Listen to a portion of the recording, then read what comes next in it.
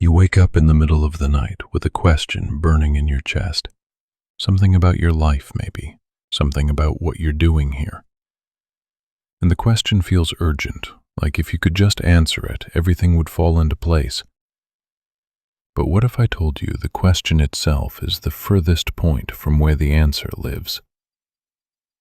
Not because the answer is complex, not because you need to think harder, read more, become wiser, but because the one asking the question is standing in a different room than the one who already knows.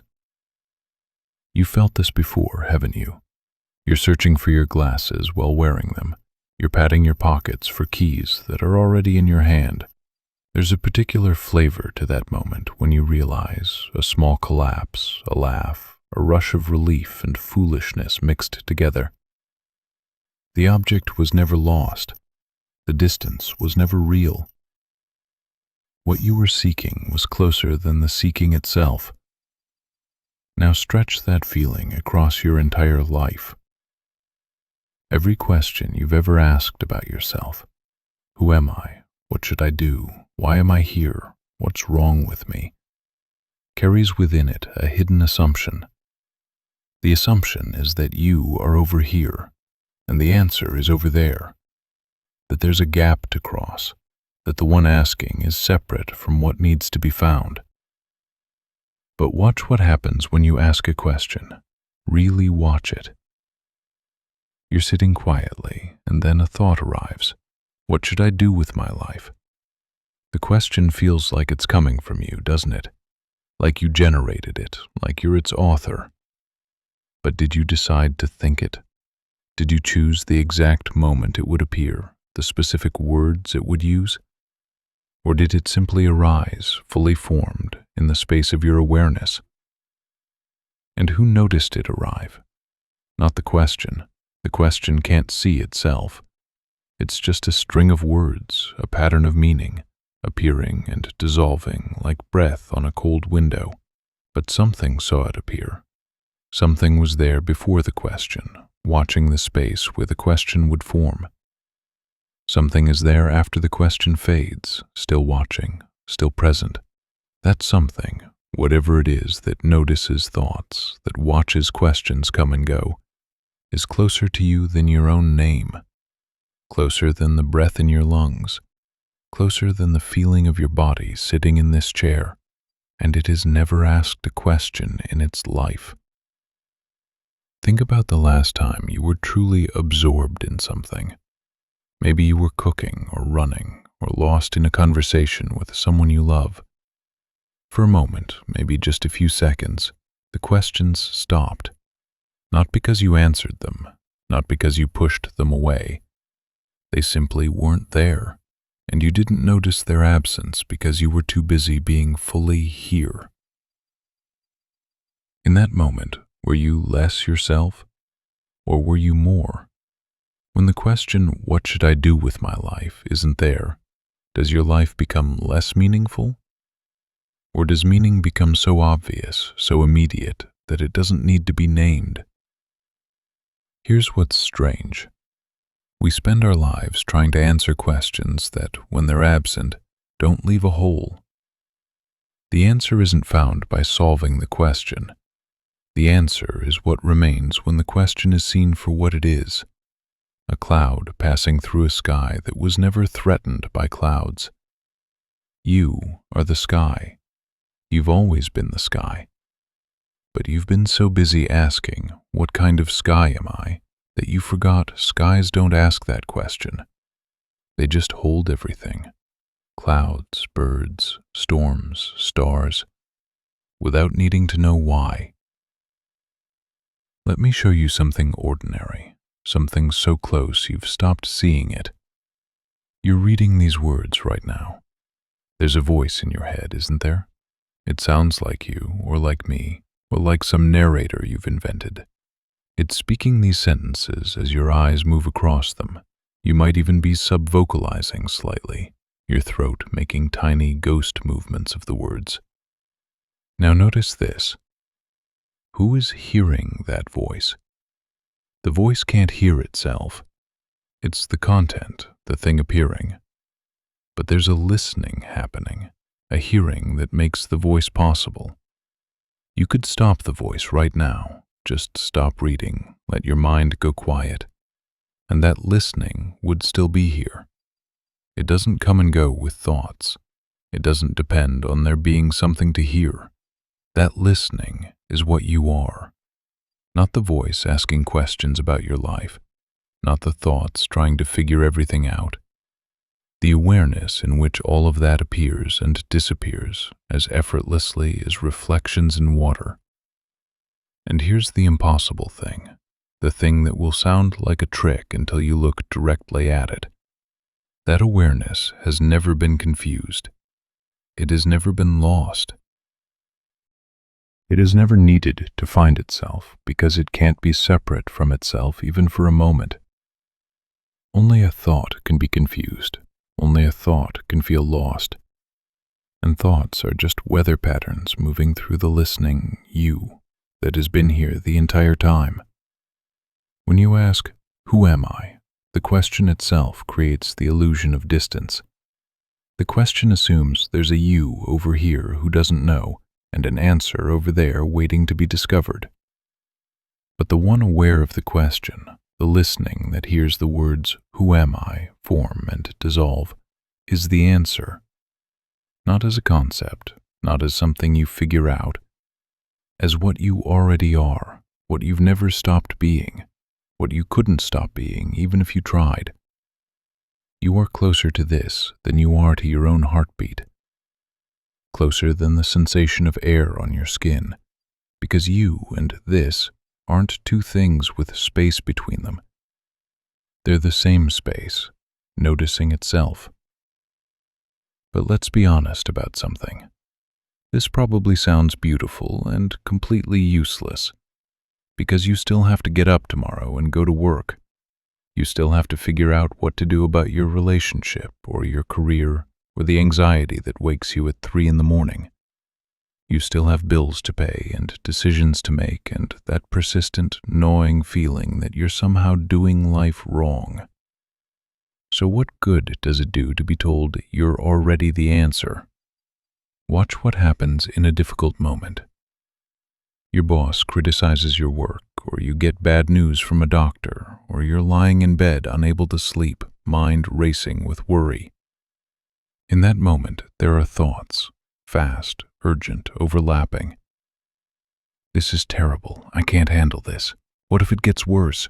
I should have done something different. I'm not enough. The thoughts feel true. They feel like they are you.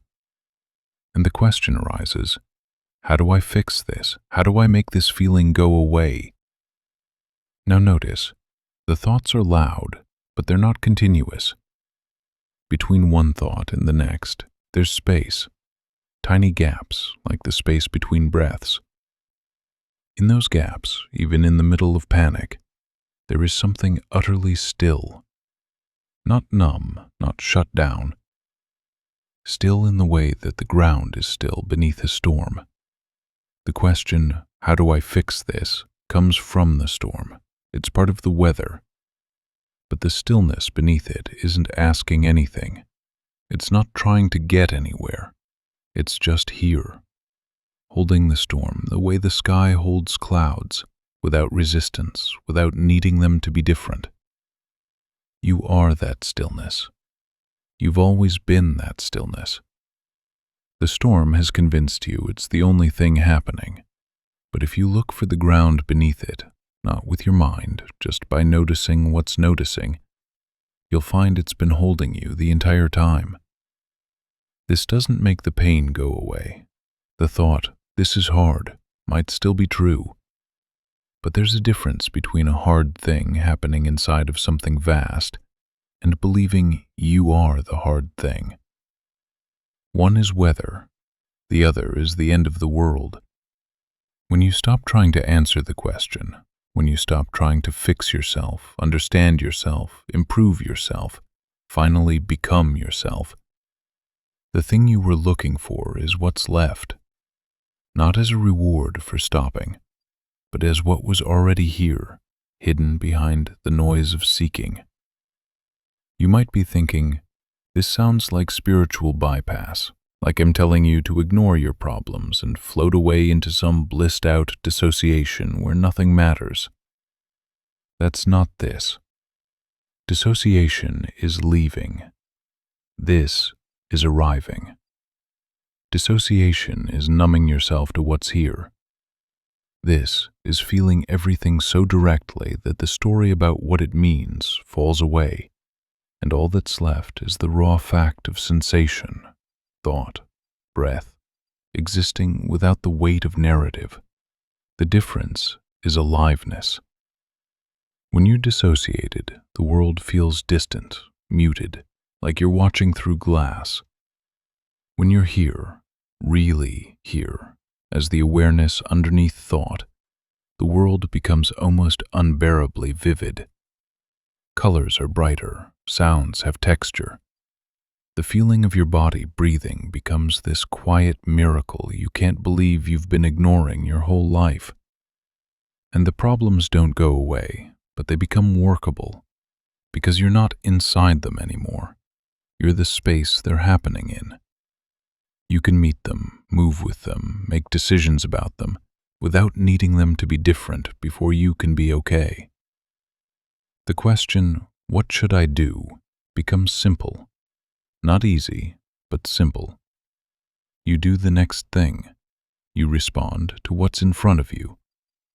You don't need to have your whole life figured out, because life is only ever offering you this moment. And this moment is never asking you to do anything but be here for it. Let me ask you something, and I want you to answer honestly, even if just to yourself. When was the last time you felt completely at ease? Not entertained, not distracted, not high on accomplishment or pleasure, just at ease. Nothing needing to be different, nothing chasing you from behind or pulling you toward the future.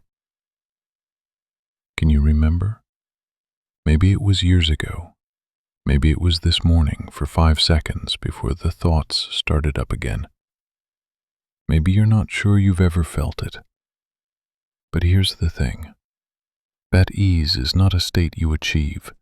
It's not the result of answering all your questions, solving all your problems, finally getting your life in order. It's what you are when nothing is added, when the questions stop, when the seeking pauses. When you're just here, aware of being aware, and that's enough. You've touched it before. Every time you've laughed so hard you forgot yourself. Every time you've been so absorbed in something that the boundary between you and the world dissolved. Every time you've looked at the sky or the ocean or someone's face and felt for a moment like everything made sense without needing to be explained. In those moments, you weren't someone who had figured it out. You were someone who had stopped trying to figure it out. And in that stopping, what you'd been searching for was suddenly obvious, not as a thought, but as the texture of being alive. That's available right now, not as a destination you travel to, but as what's already here, holding this page, these words, this moment of reading. The one reading is closer to you than the question of what to read next.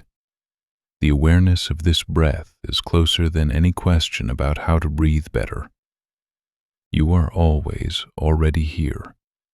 The question of how to get here is the only thing keeping you from noticing. But let's go deeper, because there's something else happening beneath all of this. You've probably noticed that even when life is good, when things are going well, when you're healthy and safe and surrounded by people you love, there's still this low hum of unease, this sense that something is slightly off, that you're still not quite there yet, that maybe, just maybe, you're missing something everyone else has figured out. That hum is the question, constantly running in the background, not always in words. Sometimes it's just a feeling, a subtle contraction, a sense that you need to be monitoring yourself to make sure you're doing it right. What if I told you that hum is the sound of trying to be something you already are? Think about it. When you try to be aware, what happens? You tense up slightly, you focus, you create this sense of you over here, trying to achieve awareness over there. But you're already aware. The trying is the only thing in the way. When you try to be present, you're actually leaving. You're stepping outside of this moment to evaluate whether you're present enough. The question, am I present, creates the feeling of absence. When you try to be yourself, you're imagining some ideal version, some final form you haven't reached yet. But the self that's trying is already the self you're trying to become. There's nowhere to get to. You're already arrived. The exhaustion you feel, maybe not physically, but that deeper tiredness, the sense of being worn down by the effort of living, is the exhaustion of trying to become what you already are, of seeking what's already found, of asking questions that dissolve the moment you stop asking them. What would happen if you stopped? Not forever, not as some grand spiritual gesture, just for a breath, just for the length of this sentence. What if, right now, you let yourself be exactly as you are, confused or clear, tired or awake, happy or struggling, without needing to change it, fix it, understand it, or transcend it? Feel what happens in your body when you do that. There's a softening, isn't there? A tiny release of tension you didn't know you were holding. The shoulders drop half an inch, the breath deepens slightly, the forehead smooths. That's not you achieving relaxation. That's you stopping the effort of trying to be something other than this. And in that stopping, what's always been here becomes obvious. Here's what no one tells you about awakening or presence or enlightenment or whatever word people use for this. It's not a special state.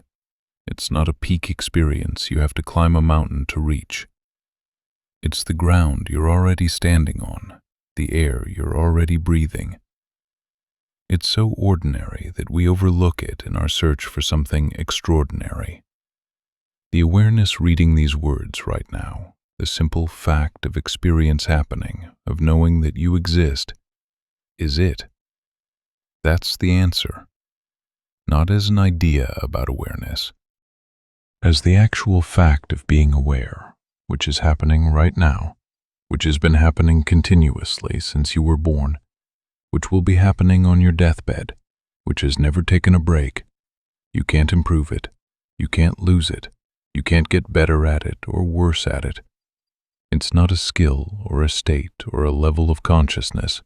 It's what consciousness is. It's what you are. And the question, but what about me? What about my life? What about my problems? Arises in it, is held by it, is made of the same stuff as it. The question is not separate from the answer. It's the answer, asking itself what it is, like a wave asking what the ocean is.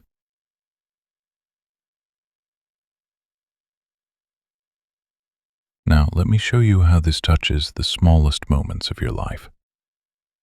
You're making breakfast. The toast pops up. You butter it, and you're thinking about the meeting you have later, rehearsing what you'll say, half worried about how it will go. The question, will I do okay, is humming underneath the action of spreading butter. But the body is here. The hand is moving. The knife is scraping. The smell of toast is rising. All of that is happening in awareness, and awareness is utterly unbothered by the question. It's holding the worry and the toast with the same ease. It doesn't prefer the toast to the worry. It doesn't need the worry to go away before it can fully hold the toast. When you notice this, not as a concept, but as the actual fact of what's happening, something shifts. You're still worried. The question is still there, but you're not inside it anymore. You're what it's inside of. And from there, it becomes just another sensation, like the warmth of the bread or the coolness of the butter. The question, will I do okay, loses its grip, not because you've answered it, but because you've seen that the one asking is smaller than the space it's asking in. The question is whether you are the sky, and the sky has never been damaged by a single cloud. This is true in every moment. The question, "Am I good enough?" arises while you're working, and it feels crushing. But the hands are still typing, the breath is still moving, the screen is still glowing. All of that is held in something that has never doubted itself. The question, "Do they love me?" arises while you're with someone, and it creates this wall of tension. But the body is still here. The other person is still here. The space between you is still alive with presence. The question is a thought about the relationship. The relationship is what's actually happening, and it's happening in awareness that has no questions. See the difference? The question is always about something. It's always pointing away from here, toward a future moment when things might be resolved, or a past moment that might explain things, or an imagined scenario where you finally understand. But life is only ever here, and here is always held in something that is never left, never arrived, never needed to ask a question, because it is the answer, not as a statement, but as the fact of being. You might be wondering, if I stop asking questions, won't I become passive? Won't I stop growing, stop caring, stop trying to make things better? Watch what happens. When a question arises from the mind, from the voice that's trying to figure everything out, it creates anxiety. It creates the sense of a problem that needs solving before you can be okay. And from that place, even your best efforts feel effortful. They feel like you're pushing against something. But when you rest as awareness, when you stop trying to be anything other than what's already here, a different kind of question arises. Not from the mind, from the body, from the heart, from the situation itself. Your friend is sad. The question isn't, "What should I do to help them so I can be a good person?" It's just, "What does this moment need?" And the answer is obvious. You listen. You sit with them. You make tea. Not because you're trying to be present or compassionate, but because presence and compassion are what you are when the self-referential questioning stops. There's work to do. The question isn't, "Will I ever be successful enough?" It's, "What's the next step?" And you take it, not to get somewhere, but because taking the next step is what this moment is offering. The questions that matter, the ones that actually move life forward, don't come from the part of you that's asking, "Who am I? What should I do? Why am I here?" They come from the part of you that's already here, already engaged, already responding to what's in front of you, without needing to understand itself first. That part doesn't ask questions about itself. It asks questions about the world. And those questions have answers, because they're not trying to close an imaginary gap. They're just wondering what's next. So here's the paradox. The questions that matter arise from the part of you that has no questions, and the questions that torment you arise from the part of you that has forgotten it's already the answer. You're still reading. You're still here. And that fact, that simple, ordinary fact of being here, aware, reading, is closer to you than any question about whether you're doing it right. Can you feel that? Not as an idea, as the fact of being, the undeniable, immediate, utterly ordinary fact that awareness is happening, that experience is occurring, that you exist. That's it. That's the answer. Not a better version of you, not you after you've figured it all out, not you once you've solved your problems or achieved your goals or become enlightened. Just this. The awareness that's reading these words, that's hearing the voice in your head, that's feeling the weight of your body. It's so simple we miss it. We're looking for something profound, something transformative, some experience that will finally deliver us from ourselves. But what we are is already so profound that no experience could add to it, already so whole that nothing is missing, already so immediate that seeking it is the only thing that hides it, and yet the seeking continues. The questions keep coming. The sense that something is wrong persists. Why? Because we've mistaken the questions for ourselves. We've identified with the voice that's asking, and we've forgotten the listening that makes the voice possible. We think we are the one who is lost, who is confused, who needs to find the answer. And as long as we think that, the answer will always seem to be somewhere else. But you're not the question. You're what the question is happening in. And that, whatever that is, whatever you want to call it, has never been lost. It's here right now. It's been here your whole life. It will be here when you die. It's what's looking through your eyes, listening through your ears, feeling through your skin. It's what knows you're alive. And it has no questions, because it is the answer to every question you've ever asked. Not because it has information, but because it is what you are when the questions stop, when the seeking pauses, when the gap collapses and you realize there was never any distance to cross. You are closer to the answer than the question that is asking. Not closer by a little bit, not closer in some metaphorical sense, closer by infinity, because the distance was never real. The question is a thought. Thoughts come and go, but you, the awareness in which thoughts appear, have never come and never gone. You are the still point, the unchanging, the here that is always here. And when you recognize this, not as a belief, not as a philosophy, but as the direct, immediate fact of your own existence, the questions don't disappear. They just stop mattering in the same way. They become like clouds. They drift through. Sometimes they're dark and heavy. Sometimes they're light and wispy. But they're never the sky. And you, whatever you are when you stop identifying with the clouds, have always been the sky. Vast, open, empty of everything except the capacity to hold everything. That's what you are. That's what's reading this right now. That's what's been here all along, closer than your breath, closer than your heartbeat, closer than your name. The answer isn't something you find, it's what you already are. And the question, the one that has driven you, tormented you, kept you seeking and striving and trying to become something other than this, is the only thing that has ever hidden it. So let the question dissolve, not by answering it, not by pushing it away, just by seeing it for what it is, a wave of thought moving through the ocean of awareness that you've always been.